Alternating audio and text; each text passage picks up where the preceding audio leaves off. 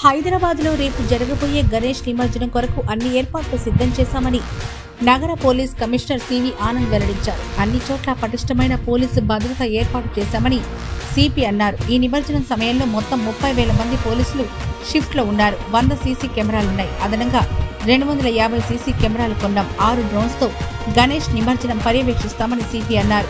40 గంటల పాటు వినాయకుని నిమజ్జనం సాగబోతోంది. రేపొక ట్యాంకు బండ్లోని 50,000 విగ్రహాలు నిమజ్జనమవుతాయి. నిన్న చత్రినాకలో ఓ ఘటన జరిగింది. విగ్రహం ఎత్తుగా ఉండడం వల్ల కరెంటు వైరుకు తగలకుండా ఉండేలా సుమారు 6 గంటల పాటు కష్టపడాల్సి వచ్చింది. అయితే ఎత్తుగా ఉండే వినాయకులను తీసుకొచ్చే సమయంలో కరెంటు వైర్లను గమనించి తగు జాగ్రత్తలు తీసుకోవాలని విజ్ఞప్తి చేశారు. అంతేకాకుండా ఎట్టి పరిస్థితుల్లో కూడా డీజేలకు అనుమతి లేదు.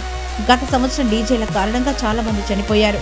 డీజే వైబ్రేషన్స్ వల్ల యువకులు ఆరోగ్యం దెబ్బతింటోంది.